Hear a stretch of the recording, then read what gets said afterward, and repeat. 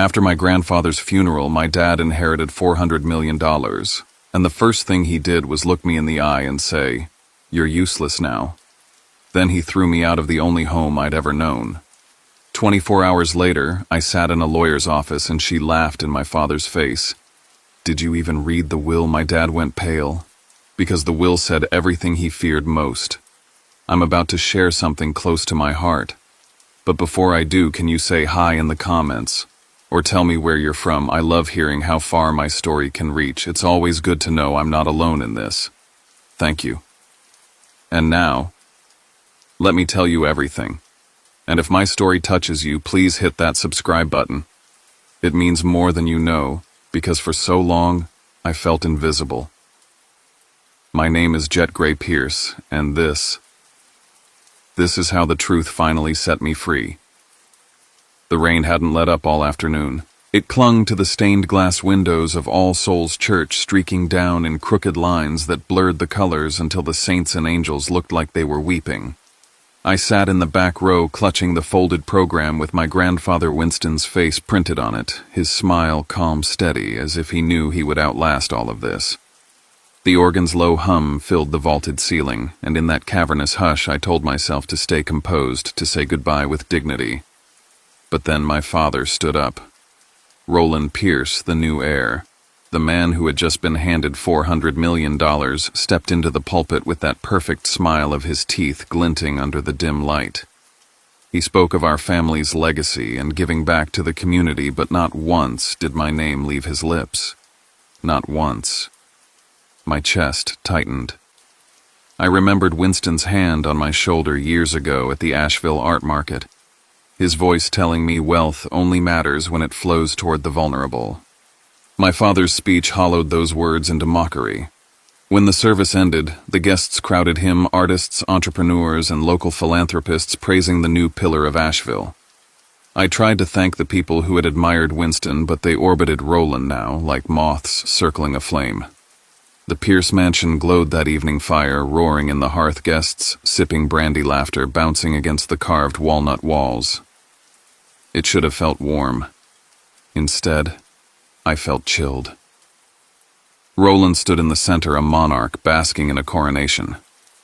Marla, our old housekeeper, brushed past me quietly and whispered, "Mr. Winston locked certain things away in the library. Don't let them clear it out." Her warning lodged in my chest like a secret note slipped under a door. I slipped down the corridor to the library, only to find the handle stiff, newly locked. One of the staff shook his head. "Mr. Roland's orders." I placed my palm on the oak door anyway, silently promising my grandfather I would return the right way through proof and truth, not through desperation. When I turned, Roland was waiting for me. Gone was the polished smile. His eyes were steel. "Do you know why I didn't mention you today?" he asked. I searched for an answer, but he didn't wait. His voice cut clean. "Because you're useless, a dreamer, a burden." He leaned closer, the smell of his whiskey sharp. "By sunrise, I want you gone. Out of this house, out of my way." Something inside me cracked, but it wasn't collapse, it was the splintering of an old illusion. I carried a box of Winston's old finance books down the grand staircase, the carved banister gleaming in the firelight, each step heavier than the last. Outside, the rain lashed at the family crest etched into the stone pillars. I held the one thing my father had given me, a heavy, expensive watch, staring at it like a cuff locked around my wrist. I started the car with the box beside me. Through the rain-streaked windshield, I glimpsed Winston's portrait in the stained glass, and for a fleeting second, I could have sworn he nodded. I pulled out of the gate's headlights, slicing the downpour, my chest burning with grief, humiliation, and a strange ember of defiance. 3 days later, the rain had stopped, but the air was still gray, as if the sky itself hadn't decided whether to mourn or move on. I stood inside a drafty loft apartment, downtown, brick walls, raw pipes exposed the smell of old timber seeping from the floorboards. It wasn't the mansion, but it was mine for now. I tore open the box of Winston's books, needing something to anchor me. That's when I noticed it. The spine of a hardcover called Value and Values looked oddly swollen. My pulse quickened. I slid it open and a sealed envelope slid free wax pressed with Winston's initials. My hands trembled as I broke the seal. His handwriting was shaky, but clear. The will protects those who protect others. If you are cast aside, seek out Lila Wren. The right road will never leave you alone. For the first time since the funeral, I exhaled with relief. My grandfather hadn't abandoned me, he had foreseen this. That night I took the watch from my father and listed it for sale. I watched the second hand sweep its last circle on my wrist before I set it down, no longer a gift, just a shackle traded for survival. The next morning I met Caleb at a small coffee shop tucked between galleries, the kind of place Winston used to frequent. We sat at a scarred wooden table, the espresso machine hissing like an old locomotive. I told him everything: the funeral, my father's words, the letter. He listened, jaw tight, then asked, "Do you want revenge, or do you want to build something that lasts?" His question pressed deep. I realized Winston hadn't groomed me for vengeance, but for stewardship. I told Caleb my plan: safeguard the letter, reach out to this lawyer Lila Wren, and prepare to stand my ground even if Roland tried to smear me. Caleb nodded. Then, don't fight him in the shadows. Build in the light. Asheville knows your grandfather's heart. That evening Marla called. Her voice was hushed, almost drowned by static. Roland had locked the library and Winston's office changed the locks entirely. He was preparing an inventory, but she had managed to scan some documents. "I'll send them," she said quickly. "And watch out for a contractor he trusts, he's lining something up." I thanked her, my throat tight, because she was risking everything by calling me. When the courier arrived later that night, I ripped open the envelope. Inside was a photocopy of a will addendum in Winston's handwriting. One phrase stood out, circled in heavy ink. "The trust opens only when two push together. 2 keys, 2 signatures." I pressed my fingers to the page, my mind racing. Did that mean Roland couldn't touch the fortune without me?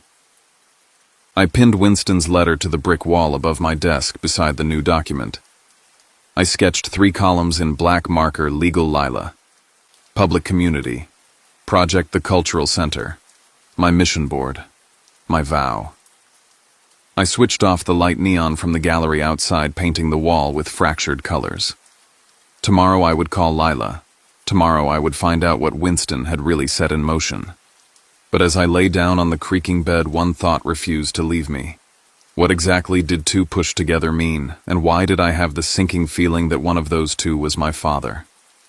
The glass walls of Lila Wren's office framed the mountains in a pale blue haze, their ridges sharp against the morning light. The place smelled faintly of cedar and ink, the kind of atmosphere that told you every word spoken here would carry weight. I sat across from her, my palms pressed against my knees to keep them from trembling. On the polished steel table lay a folder embossed with Winston's seal. Lila slid the papers toward me. "Your grandfather designed a dual signature clause," she explained, her voice even almost surgical. "Every dollar from the $400 million fund for the French Broad Cultural Center requires 2 authorizations, yours and your father's. Neither one of you can move a cent alone." The words landed like iron in my chest. For a second I thought I had misheard, but the underlined clause was right there in front of me. Alongside it was something even more startling. If the 2 co-executors erupted into public conflict within the first 12 months, the fund would fracture automatically. Half would disperse to Asheville charities, half would be wired directly to me. Roland would be cut out entirely. Before I could form a response, the screen on the table lit up. Roland's face appeared from the oak-paneled office back at the Pierce estate. Behind him, a wall of whiskey bottles glimmered under low light. His tone was smooth as ever. "This is absurd," he said, though his jaw was tight. Lila's eyes didn't flicker. "Did you skip section 7.2, Mr. Pierce?" she asked, and then read aloud the trigger clause about public disputes. I watched my father's expression shift from smugness to something close to panic. He tried to sound commanding. "I will contest this in court." She leaned forward. "By filing, you create the very public dispute that strips you of control. The clause is self-executing. The moment the community hears of it, reporters will line up at your gates." I sat still, absorbing the symmetry of Winston's design. My grandfather had forced Roland into a corner where the only way to win was to cooperate, and cooperation was the last thing my father knew how to do. Then Lila pointed out another section. Note the timing. The successor had to present himself within 72 hours after the funeral. You barely made it, Jet. That was deliberate. Winston wanted to be sure you acted of your own accord. The realization settled over me with a strange calm. Winston hadn't just left me instructions. He had tested whether I was willing to claim them. And I had. I picked up the pen and signed the acknowledgement accepting my role as co-executor. The ink bled slightly into the paper, the stroke shaky but final. Remember, Lila said, fixing me with a steady gaze. This authority is not about ego. It exists to protect the people Winston cared about. Don't let anyone drag it into the mud. When the call ended, I stood to leave my mind heavy with the responsibility I had just assumed. That was when my phone buzzed. It was Marla. Her voice was low urgent. Roland's already moving. He's contacting a contractor he's used before the same one Winston marked as unreliable. He's building a maze of shell companies. Check the third subsidiary on his list. I pressed the phone tighter to my ear, staring at the Blue Ridge Mountains through the office glass. The battle had shifted. It was no longer just about law and inheritance. The fight was about the lifeblood of a project meant for the city, and it would play out on construction sites and boardrooms and across newspaper columns. I walked out, clutching the thick folder, the sun breaking weakly through retreating clouds. I knew the next move was mine. A week later, my loft walls were covered in notes, maps, and highlighted documents. The neon glow from the gallery across the street painted the papers in restless colors. Every path I traced led back to the same name, Blue Ridge Development. Winston had circled it in red years ago. Now Roland was pushing it to the front line. He arrived unannounced one evening, stepping into the loft as if he still owned every room I breathed in. He smiled faintly, the kind of smile polished at charity galas. "Blood is blood, Jet," he said, resting a hand on the back of my chair. "Why make this harder than it needs to be? Sign off on these contracts. I'll cover your living expenses. You won't have to lift a finger." I looked at him, at the suit, tailored too perfectly, at the glint of control in his eyes. "I'm not here to be on your payroll," I answered. "Open the books. Make them public. Every contract, every line item." The smile froze. For the first time, I felt him measure me, not as a son to dominate, but as an obstacle to remove. 2 days later, we sat across from each other at his lawyer's office. The mahogany table gleamed, and on it lay the contract with Blue Ridge Development. His attorney, a man with sharp glasses and sharper tone, pushed it toward me. "It's routine," he said. "You're young. You don't understand how deals get done." I scanned the numbers, the padded costs, the vague subcontracting clauses. The smell of varnished wood mixed with the scent of manipulation. I pushed the contract back. Independent audit. Every dollar accounted for. The attorney scoffed. "This is how you repay your father, by dragging his reputation through dirt." Just then, my phone vibrated. An email from Marla. Attached was a scan of Winston's own notes, his pen strokes slashing across the company's name, "Not to be trusted." My pulse quickened. I printed the page and slid it across the table.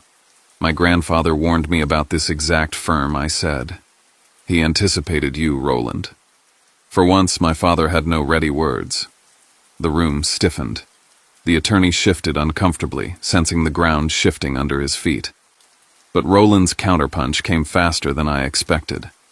The very next morning, the local paper carried an anonymous column, "Pierce Air Sabotages Community Project for Personal Gain." The headline dripped poison. At a cafe, I heard whispers. At the grocery store, people stared longer than usual. He was weaponizing the public eye, painting me as selfish. I felt the walls closing in until Caleb stepped in. He posted an essay on his architecture blog, "Transparency is not obstruction. Jet Pierce is safeguarding the standards this community deserves."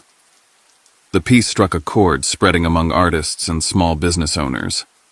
The tide, at least partially, began to shift. People started asking whether there was more behind the headlines.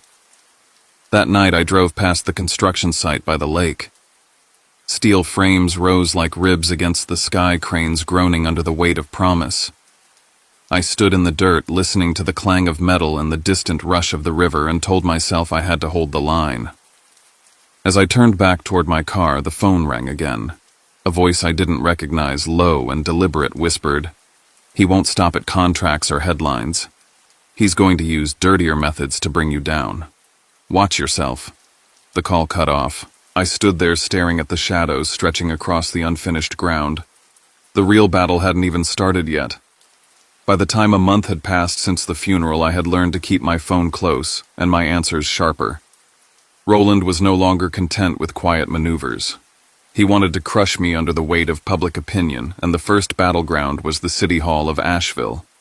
The council chamber brimmed with reporters, community leaders, and curious citizens. Cameras perched on tripods pointed toward the podium where Roland stood, his silver hair glowing beneath the harsh lights. He smiled as if he owned the room. "Progress is delayed," he declared, his voice carrying across the wooden rafters. "And it is delayed because my son is fixated on power. The community suffers while he plays gatekeeper." I sat in the second row, my pulse hammering. Every head turned when I rose. The folder in my hand was worn from nights of rereading Winston's letter, folded neatly at the front. "My grandfather wrote these words," I said, steadying my voice. "Protect others first. That is the principle guiding me. This project is not mine to exploit. It belongs to Asheville, and I will safeguard it with everything I have." A ripple spread through the room. Reporters scribbled furiously, cameras flashed. For the first time, Roland's certainty seemed to falter. But the attack was not just rhetorical. At the construction site by the lake, Caleb and I found shipments of glass panels stacked behind tarps. At first glance, they looked identical to the approved material, but the quality was inferior, brittle enough to crack in winter frost. The contractor had swapped them in cutting corners and pocketing the difference. Roland's signature was buried in the paperwork. We took the evidence straight to Lila. She moved quickly, filing an injunction that blocked the contract and replaced the supplier with a local firm that met Winston's standards. Within days, word spread through town that the Pierce heir had stopped a dangerous shortcut. Wanting to build trust beyond documents, I organized a weekend workshop by the lakeside, inviting children to paint murals on temporary walls that would later line the community hall. The laughter of children mixing with the sound of brushes was louder than any headline Roland could buy. The local paper ran a piece titled, "Jet Pierce Carries Winston's Torch." For the first time, strangers in coffee shops nodded at me with respect instead of suspicion. Roland appeared on site not long after. His shoes sank into the damp soil as he approached, eyes hard as stone. "You think you've won a round," he said quietly. "But you've only just opened the war." I met his stare without lowering mine. It was the first time in my life I didn't flinch under his voice. That night, an official envelope arrived. The city council was instituting monthly oversight sessions for the project, open to the press and public. Every argument, every signature, every misstep would be displayed under bright lights. I understood immediately what it meant. The fight had moved onto a stage Roland could no longer control alone. It would either expose him or destroy me. By November, the cultural center stood nearly complete, its glass facade catching the pale sun and reflecting the Blue Ridge peaks. The air carried the bite of approaching winter. The final oversight session before the grand opening was scheduled at City Hall. The chamber was packed, cameras buzzing, anticipation heavy in the air. Roland arrived in a tailored suit, carrying a folder as though it contained divine truth. When his turn came, he spread the papers across the desk. "Evidence," he announced, "that my son has diverted funds from this project for personal gain." Gasps rolled through the room. Flashbulbs exploded. My throat tightened as I scanned the documents projected onto the screen. My name and signature stared back at me, authorizing wire transfers I had never seen. The floor seemed to shift beneath me. Then Lila rose. Calm, precise, she walked to the microphone. "These documents are fraudulent," she said. She held up the originals Winston had archived. "The signature is fabricated. Our analysis proves it." She placed the forged sheets beside the authentic records, the differences stark under the magnifier. The chamber erupted in voices. Some reporters leaned forward, eyes wide. Others whispered to one another. Roland's face flushed a dangerous shade of red. Cornered, he changed tactics. "I'm not here to fight my son," he said, his tone breaking into false humility. "I only want this center finished. He is the one who wants everything for himself." A murmur of uncertainty spread among the crowd. For a moment, doubt flickered in their eyes. Caleb stepped forward carrying a set of samples. "If we're talking about integrity," he said, "then let us look at the glass." He placed 2 panels on the table, one of the substandard material Roland had tried to slip in and one of the certified product we had secured. He held them to the light, explaining the risks the weaker glass posed to safety and cost. Reporters leaned in snapping photos. Within hours, the story traveled jet-pierced stop sabotage of Cultural Center. Roland's composure finally cracked. His voice rose, echoing off the chamber walls. He pointed at me, shouting accusations, his anger spilling into the microphones. The very spectacle Winston had predicted unfolded in front of the community public discord, undeniable, documented by every lens in the room. I sat frozen, heart pounding, but underneath the fear was a pulse of something steadier. For the first time, the imbalance was visible to everyone, not just me. When the council adjourned, their verdict was clear: the project would continue under strict supervision, and the record would show Roland's outburst for what it was. Outside, the press swarmed with questions, their attention divided, but no longer tilted entirely against me. As I stepped into the cold November air, the courthouse clock chiming above me, I knew the next clash would not be in council chambers or legal filings. It would come at the grand opening under the glass and steel my grandfather envisioned, when light and shadow would finally confront each other without disguise. December arrived with a brittle blue sky that seemed made for glass and light. The French Broad Cultural Center gleamed in the winter sun, its wide windows catching every ray and throwing it back against the mountains. The plaza was packed, artists laying out their work on easels, food stalls curling smoke into the air, music spilling from fiddles and guitars.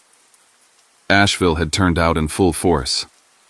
I waited behind the stage, palms damp, heart beating in a rhythm too fast.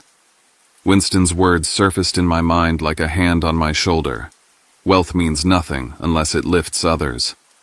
The mayor finished his introduction, and before I could take a step forward, Roland strode past me. He seized the microphone with a practiced flourish. This, he proclaimed, his voice booming, is the legacy of the Pierce family. Years of work, sacrifice, and vision brought us here today. Polite applause rolled across the crowd, but it lacked warmth. I stood at the edge of the stage, watching the tightness in people's faces, the unease behind their clapping. Roland was claiming what did not belong to him. Lila moved closer, a folder tucked under her arm. Her voice was low, sharp enough to cut. "If he keeps denying you, I'll read the clause aloud right now. He knows what that means." Roland glanced back, catching her eyes, and for the first time I saw something flicker across his expression. Fear, however brief.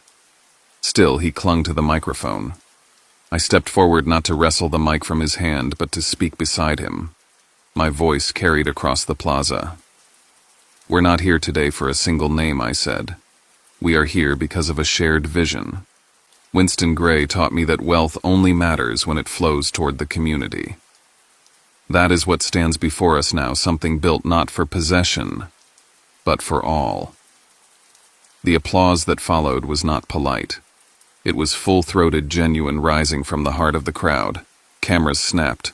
Roland lowered the microphone, suddenly small in the space he had tried to dominate.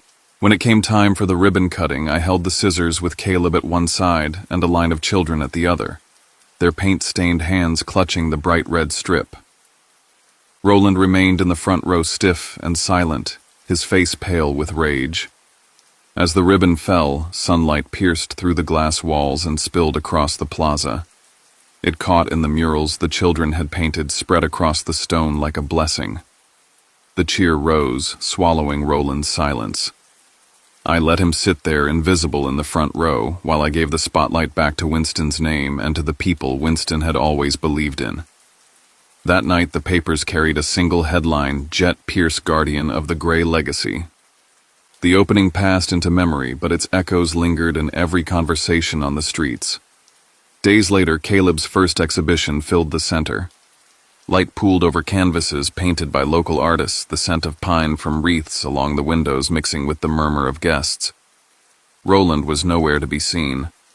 His name filled the newspapers, instead attached to words he had never wanted near him: forgery, sabotage, disgrace. The forged documents he had tried to wield were dissected in print. He still possessed his inheritance, but without the spotlight he had starved for. The community had turned away their judgment, final in its silence. The legal formalities concluded. Under Winston's will, I received 3 properties: the mountain lodge where I had once hidden from Roland's storms, a downtown apartment, and the lakefront land on which the center stood. They were more than assets. They were anchors, proof that independence had finally become something solid under my feet. During the exhibition, a girl no older than 8 tugged at my sleeve. She handed me a drawing, Winston and me standing side by the lake with the glass building rising behind us. My throat closed. For a moment it was as if he were still here, watching, nodding. Later that evening, Marla led me to a drawer inside the director's office. She placed a sealed envelope in my hands. Winston's handwriting stretched across the paper. If you are reading this, it means you have protected more people than your father ever could. That is the greatest victory I could ask of you. I read the words in silence, the noise of the exhibition muffled through the glass. Something within me coiled tight for months, maybe years, unraveled. The circle had closed. I stepped outside as the evening fell, the center glowing behind me. The lake mirrored the lights, a calm surface that seemed to hold both the past and the promise of tomorrow. Called useless, I whispered to the water. But uselessness opened a path to something real. Roland has his money. I have the legacy, and I have freedom. The anger still pulsed faintly, but I let it drift with the cold air no longer mine to carry. I left it with Roland, with his shadows. A child's laughter rang from inside the center. I looked back once, then walked down the stone path toward the lake's edge, the light catching on the water, guiding me forward. Justice had been done, but more than that, I was free. And freedom was the only inheritance I truly needed. A month had passed since the grand opening, and the town still carried the glow of that December day. The center by the lake had become more than glass and stone, it had become a heartbeat. I could feel it each time I stepped through the doors. Children's laughter echoed through the halls, artists filled the walls with colors, and the community came alive in a way Winston had always envisioned. Yet in the background, like a shadow that refused to vanish, Roland lingered. He hadn't disappeared as I expected. Instead, he tried to claw his way back. I heard from reporters that he was making quiet visits to city officials, promising them donations, offering favors, hinting at new investments if they helped him push me aside. He wanted to reassert himself as the sole Pierce name tied to the center, the public face of a legacy he had already poisoned. At first, I ignored it. I wanted to believe silence would weaken him faster than confrontation. But then I received a call from a council member who had been approached. Roland had offered him money to push for a new committee that would rebrand the project, stripping my name and Winston's from the banners. It wasn't just pathetic, it was a direct insult to the memory of the man who had built all of this. Lila came to the loft that evening with a folder in her hands. He forged letters again, she said, laying down the evidence. He's desperate. But this time he went too far. There are officials willing to testify that he tried to bribe them. I sat at my desk, the weight of it pressing on my chest. I could take this to court, drag him into hearings, expose him until there was nothing left. Or I could let his schemes collapse on their own, leaving him to stew in the silence of his own undoing. For hours I wrestled with it. Every instinct screamed for me to finally cut him down. But then I remembered Winston's voice. Strength is not in how you strike back, but in what you protect. So I chose restraint. The newspapers didn't. Within a week, they ran headlines detailing Roland's attempted bribes. Photographs of him leaving the offices in anger, his face twisted, appeared across the front pages. Editorials painted him as a man consumed by envy, clinging to relevance he no longer had. The community turned away. Even the contractors he once manipulated refused to answer his calls. One evening, walking along the French Broad, I saw him sitting alone at the dock. His shoulders hunched, his reflection broken in the black water. For a moment he looked not like the tyrant who had tried to ruin me, but like a man defeated by his own hunger. I stopped a few paces away, the cold air stinging my lungs. He didn't look up. He didn't speak. He just sat there, surrounded by silence that weighed heavier than any courtroom sentence could have delivered. I walked on, leaving him to his own emptiness. For the first time, I felt no fear of him. He had gambled everything and lost the only currency he truly worshipped: attention. By spring, the center had become the heart of Asheville. Caleb organized the first major exhibition, bringing together painters, sculptors, musicians, and photographers from across the region.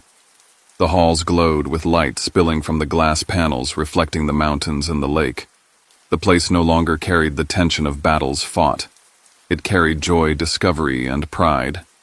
I arrived early, walking through the gallery as artists pinned the last pieces. Children ran with brushes in their hands, leaving smudges of paint on their clothes.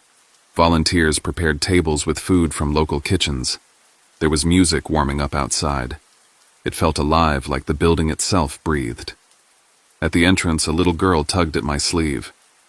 She couldn't have been more than 7, her hands stained with paint. She held out a small sketchbook.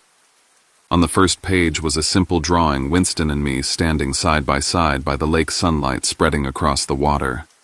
Above it, in shaky letters, she had written, "Keep the light alive." My throat tightened.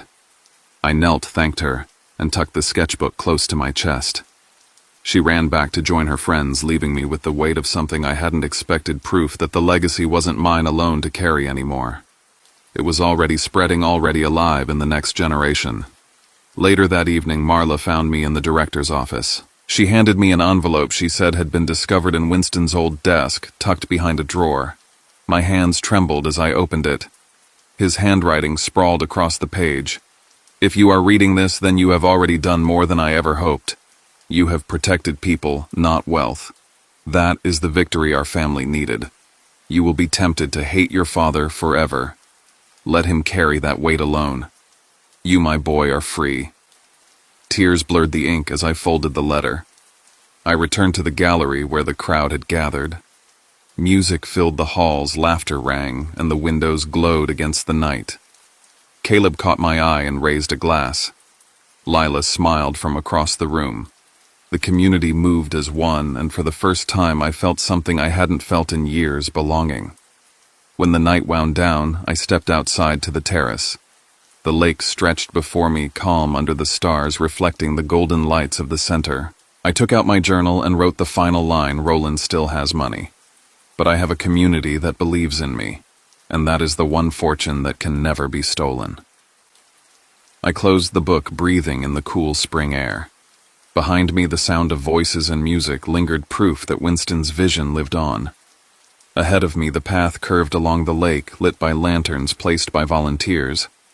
I followed it slowly, each step carrying me further from the shadow of Roland's grasp and deeper into the light that would guide everything I built from here. I no longer carried the name Pierce as a burden. I carried it as a promise. The journey you've just followed wasn't only about inheritance or the clash between father and son. It was about something deeper: the choice between repeating the darkness of those who came before us or breaking free to build something new. Jet discovered that true legacy isn't measured in bank accounts or property deeds, but in the lives touched, the voices empowered, and the community that rises stronger because of one person's decision to stand firm. Roland's hunger for control left him isolated, while Jet's willingness to protect, rather than retaliate, gave him the one wealth that cannot be stolen: trust, belonging, and freedom. The center by the lake became more than a building. It became a mirror of Winston's vision and a testament that light always finds a way to pierce through shadows. As you close this chapter with me, I invite you to think about your own story. What are you protecting? What legacy will you leave behind? Perhaps it isn't grand or public, but even the smallest act of truth, of courage, of kindness can ripple farther than we imagine. If this story moved you, if you found yourself in its echoes of struggle and renewal, then stay with us. Subscribe now so you won't miss the next journey into the hidden corners of family betrayal and redemption. Each story brings a new chance to reflect, to heal, and to step closer to your own light.